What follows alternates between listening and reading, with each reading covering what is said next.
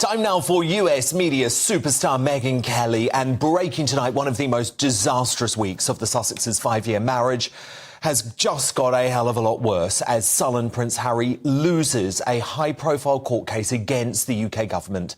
And yet another of his pathetic public legal wrangles, the Duke of Delusion, failed in his high-profile bid to bring a challenge against the Home Office over its refusal to allow him to pay for police protection while in the UK. Now, the blow comes less than a week after the Sussexes' overhyped New York car chase was globally exposed as a farce, which experts now believe has fueled increasing American sentiment for the Ginger Wincher to permanently return to Britain. So this is the moment. Kevin Roberts, he's the president of the highly respected Washington think tank, the Heritage Foundation, told the Daily Telegraph that just 2 to 3% of Yanks actually like the Montecito Moaners. 2 or 3% of the population that loves the nonsense that Harry and Meghan spew. You don't have to worry about Americans being on their side. They're on Britain's side. Should he be deported? We don't like him being in America, and we would love for him to come back to you or somewhere. I guess we, as Americans, we see Prince Harry the same way you see President Biden. You can have him back. Meghan Kelly. So look, has this fairy tale car chase finally destroyed their reputation stateside, even amongst their previous craven supporters like CNN and the New York Times? It absolutely has helped. It's helped. Even The View and Whoopi Goldberg, these are far left people, are saying this is absurd. What a ridiculous story. You know, I've been thinking about it, Dan. One thing you don't do is you don't mess with New Yorkers and the city of New York, right? You don't come into New York, make up lies about the photographers who work here and make their livings here, and try to paint yourself as a victim when you weren't. This is a city that got knocked down on 9/11, 2001 and lost 3,000 people and went back to work and told everybody, get out the next day, buy a stock, do something to help the city get back on its feet, that had the New York City Marathon with people holding the flag. This is a city that rises up after they've actually been hit and hurt and are wounded. They don't appreciate whiners who, when they're not even hurt, try to play the victim. And that's what these two did. In all the cities in the world, this is the last one they should have done that in, because there's zero tolerance for weaklings in the city of New York, never mind liars. And that's what they are. What were they doing here? Why was she out that night, Miss Princess of Privacy? Because she wanted to accept yet another award from some far-left liberal, Gloria Steinem, supposedly the mother to us all. Oh, unless you actually don't believe on abortion on demand until the 9th month of pregnancy. So she wanted to give Meghan Markle an award, a Vision Award. You know what the award praised? I'll read it to you. They were thrilled to recognize Meghan's strength and resilience, critical to building a better world for our children. Her strength and resilience? What are you talking about? Broadcaster Meghan Kelly has made a bold claim about the future of Prince Harry and Meghan Markle's marriage. In a recent discussion, Kelly said she believes it is just a matter of time before the couple separates. Her comments have sparked fresh debate about the stability of the Sussexes' relationship. Kelly pointed to ongoing public criticism of the couple, financial pressures, and the strain of constant media attention. She suggested that these factors, combined with what she views as personality differences. She had her PR people turn a little paparazzi attempt at getting her picture into a near catastrophe, asking everyone to feel sorry for her. She doesn't know the meaning of those words, strength and resilience. I certainly don't want my children looking to her for an example of any of that. So yes, I think she's lost what remaining little left-wing hangers-on she had. I know, because Meghan, I've been thinking about this a lot over the past week after I heard that ridiculous speech, and I was thinking, what is Meghan Markle's cause? You know, for Princess Diana, it was the plight of eating disorders, specifically bulimia. It was the plight of AIDS victims who in the 80s were misunderstood. And later in her life, it was the plight of the landmine. You know, 3 areas where Princess Diana changed the world. What's Meghan Markle's cause? And I thought about it a lot. And actually, it's herself. There is no 100%. Cause apart from Meghan Markle. That's exactly right. And what they say in the speech was her status as a cultural catalyst based on her core belief that representation matters. That's what? Huh? What does it mean? What does it mean? I have no idea. Her belief that she ought to be in more movies and more places, getting hundreds of millions of dollars while they complain about their castle being too small and about Harry's security not being exactly what he wants it to be. All of it is about entitlement. There, I rewrote it for you, Gloria Steinem. That's what she's actually about, entitlement. And him too.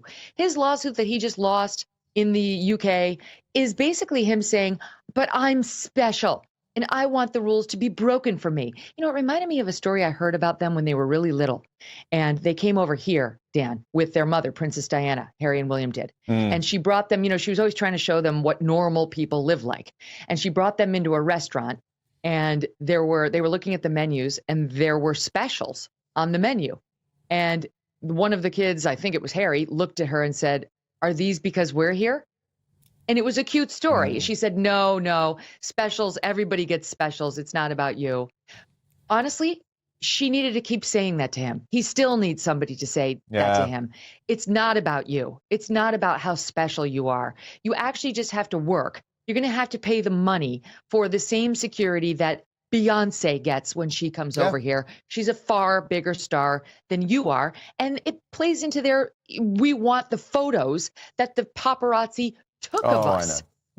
No, you're not entitled. That's not the way it works here. And while he may be English, she's American and she knows very well the property over here belongs to the person who takes the photograph, not to the whiner who just wants to make sure her makeup looked perfect in it. Could ultimately push the relationship to breaking point. According to Kelly, the signs have been visible for some time. The statement has drawn strong reactions. Supporters of the couple dismissed the prediction as unfounded speculation, while critics saw it as a reflection of long-standing tensions. Some observers noted that this is not the first time a public figure has questioned the longevity of their marriage. Harry and Meghan continue to make headlines with their public appearances, media projects, and outspoken commentary on the royal family. While they maintain a united front in public, their actions remain under close scrutiny. Absolutely. And we always warned them this was the consequence of leaving. Meghan, it's 5 years since this couple got married. The Daily Telegraph revealed at the weekend that Harry is now regularly staying away from the Montecito mansion, which has 16 bathrooms, in some little hotel down the road. Do you think this marriage could be in trouble? Because why would he need to leave a mansion with 16 bathrooms? It doesn't really make sense, does it? First of all, can you blame him? Just some time away from that, yeah. No, I get you. I mean, on that one, hashtag Team Harry. Go, get out. It's just a matter of time. We all know that. I predict, I mean, I think we're probably under 7 years for the length of this marriage. That's just my, back of the envelope calculation. Because look, she's miserable. She's been miserable her whole life. I know somebody who knows her very well. And this person says she was miserable before she married him. She's miserable during the marriage, and she's going to be miserable after the marriage. She's ruined everything. She ruined the royal family. She ruined his life over there. He allowed it to happen because he had all this damage from his mother's death. I get it. But his only chance for happiness, in my view, is getting rid of her, getting away from her. And she'll probably land the plane with some American billionaire who will keep her in the manner to which she thought she was becoming accustomed when she married a prince and then had to settle for just, global fame and the crown jewels, which wasn't good enough for her because nothing ever is. And Meghan, just a final quick word. Gayle King, she seems to want this interview, Oprah's best mate. She wants this interview with Harry and Meghan more than anything. Is she starting to damage her own credibility by constantly sucking up to this pair? Yes, beyond repair. She actually said she was upset. It's unsettling that some are trying to minimize, this is how she put it, how Harry and Meghan felt in that moment in the fake car chase. No, we're not trying to minimize anything. We don't believe them. They lied. We believe they've suffered actually no upset whatsoever. They just wanted to paint themselves as victims, like she's another Diana, which she's not and never will be. And to the extent they felt any sort of a panic, I blame them. They overreact to everything. They freaked out over a man on a Vespa in their fake little movie they did for Netflix. So if they felt unsettled, that's on them. They need to learn how to be a little bit stronger, like the New Yorkers in whose city they were when they disparaged the paparazzi here. Meghan Kelly, host of The Meghan Kelly Show, which you can find on YouTube. Thank you so much. We will speak next week. Kelly's remarks add to a growing list of public figures openly questioning their relationship. Despite no public indication from Harry or Meghan of marital trouble, speculation continues to circulate. Meghan Kelly's prediction has reignited conversations about whether the pressures of public life will eventually take their toll. For now, the couple remain together, but in the eyes of critics like Kelly, the clock is ticking.